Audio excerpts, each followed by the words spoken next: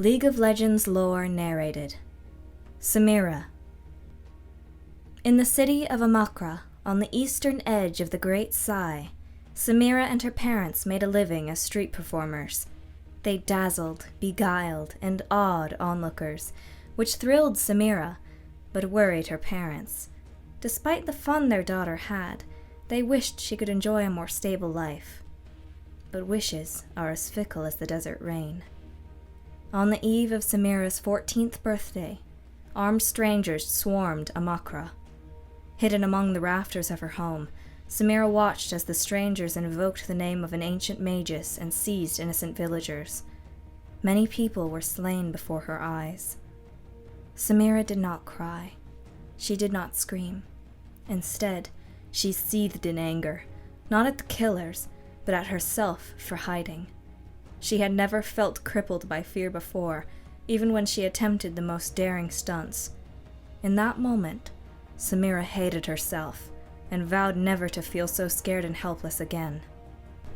Though wounded, Samira and her parents escaped to Belzun, a port city under Noxian rule, with a handful of others. To the Amakrans, Noxus provided a safe haven. To Samira, Noxus opened a door.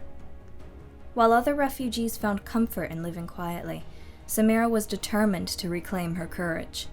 She took to the streets alone since her parents, weary and injured, could not. Performing was no longer a job, it was her stage to be fearless. She outdid herself with every stunt, even when no one bothered to look. But it was still not enough to support her family. That was when Samira stumbled upon a call to join an Noxian war band. Drawn to the excitement and the financial resources it would provide, she enlisted. Her physical prowess amazed her peers. Deft with a blade and sharp with her aim, Samira reveled in her raw athleticism, excelling in combat, but faltering in discipline. After 2 years of training, her recklessness frustrated her commanding officers, save for one, Captain Indari. A former saboteur, Indari valued Samira's fearlessness and offered her a position in her private warband, a specialized unit charged with missions that were deemed too perilous for standard military personnel. Hungry for the dangers it promised, Samira agreed without hesitation. She fully embraced Noxian culture, finding her own strength and style amid life-and-death shootouts and breathtaking sword fights. In her free time, Samira regaled her family with stories of her tattoos, each representing only her most unforgettable feats. To her, what mattered most was challenging herself to turn danger into thrill and thriving off the constant risk that made her feel truly alive. On orders from the capital, Indari's unit found themselves on the Rokrund Plains, sent to crush a successionist uprising. As the warband located the enemy stronghold and approached the rebel leader, the fortress exploded. Samira dove headfirst into the chaos as the structure collapsed, permanently injuring her right eye.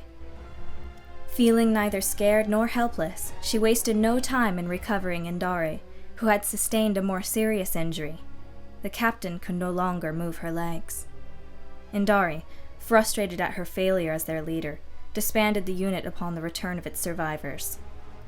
Discharged, and with no other opportunities rousing her interest, Samira drifted back home to Belzun, but it was no longer a lifestyle she could endure.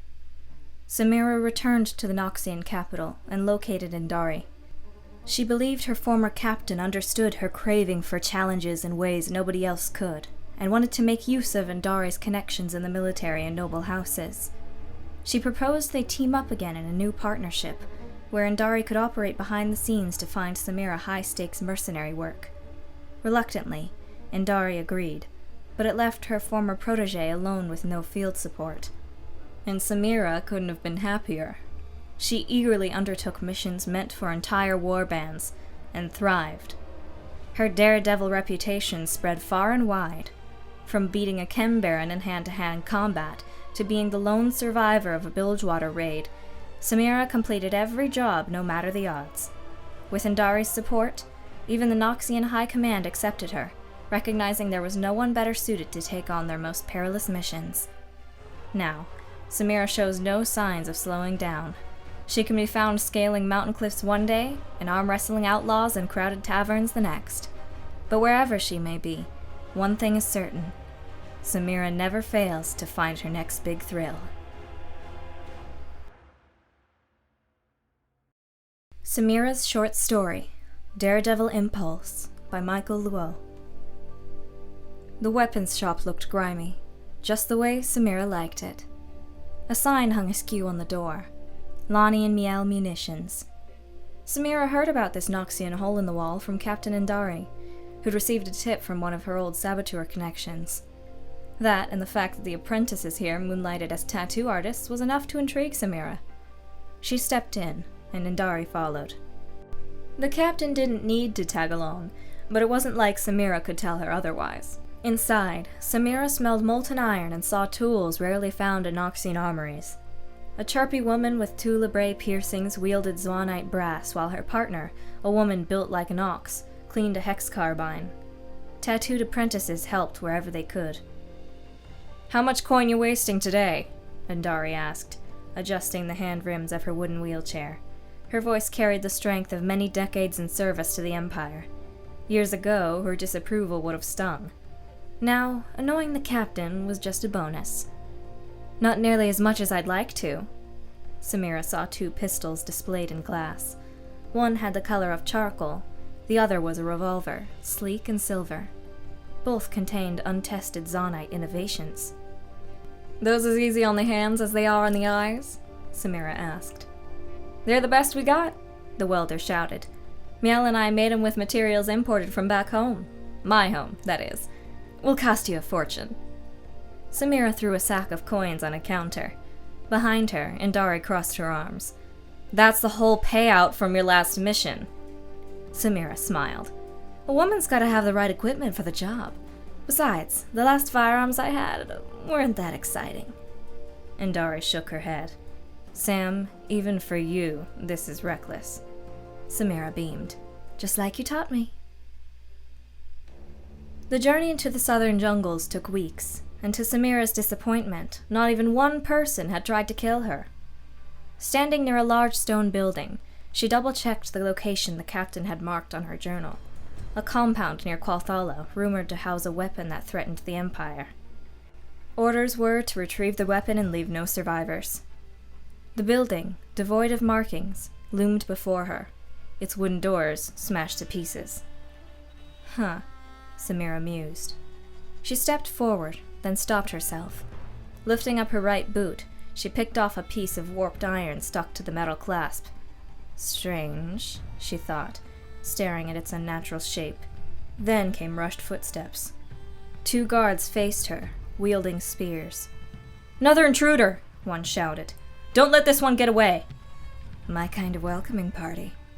Samira drew her pistols. Sliding to her right, she unloaded a flurry of bullets, executing the guards before they were within spear's length.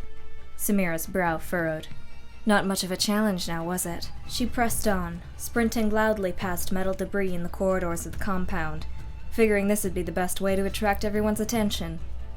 War Masons, alerted to the intrusion, ran toward her. "Round 2. Let's make this fun." Out of the corner of her eye, she saw a table shoved against the wall. Samira rushed forward and jumped onto it. Leaping off the tabletop, she spun in a wide circle, mowing down her pursuers in a blaze of gunfire before her feet hit the ground. Without rest, she hopped over a crushed balcony to land in an open courtyard. Nearby was another building, its doors smashed apart. "Someone must have beat me to this weapon," she thought, smirking. "Been years since that's happened." Samira's pulse quickened. Hearing the faintest rumble, she spun around, guns pointed forward. Two massive figures charged into the courtyard. Samira smiled. Basilisks. Lucky me. Atop each was an armored soldier wielding a bladed axe. The hair on Samira's arms rose in excitement. "Looky here. Target practice." "She here for the Knoll kid too?" one of the soldiers asked. "Doesn't matter. Kid's gone. And this one looks nothing like the earlier intruder," said the second soldier, turning to Samira. "What are you?" Samira raised an eyebrow. "What I am is the last thing you'll see." "Ha! This one's got a bullet tore through his head. What a shame, Samira said, checking her revolver. Wasted my last round on him. The soldier fell dead to the ground. His basilisk roared, charging head first toward Samira, its jaws snapping. Come and get it, beast. Samira crouched. She felt her heart race, but didn't move a muscle. Won't be as thrilling until... The basilisk drew close. Samira's fingers itched. Just the right moment. She reared back her arms and chucked her guns at its eyes, dazing the beast for a moment.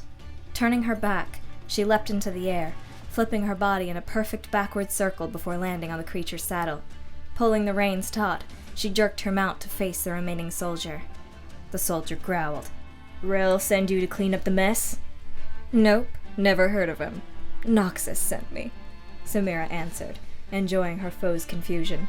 Sometimes I'm sent to save the strong. Other times, her eyes locked with the soldier's, to call the weak.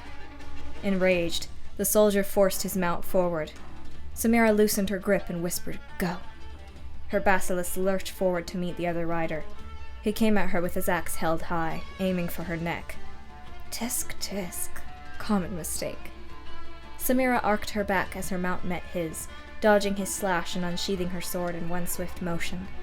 With a crescent swing, she struck her blade at his stomach.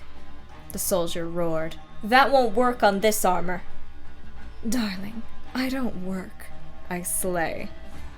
Samira pumped the side barrel attached to the dull edge of her blade and pulled the trigger.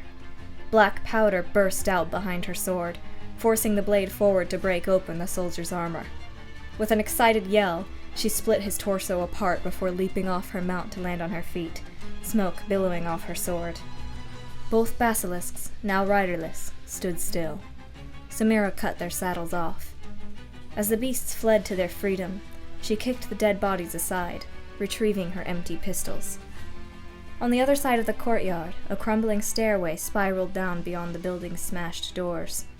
Samira followed it to the remains of a stone prison cell, warped pieces of metal scattered everywhere. The front door was destroyed, while the back wall was torn asunder, leaving a gaping hole that tunneled out into the jungle. What were they keeping in here?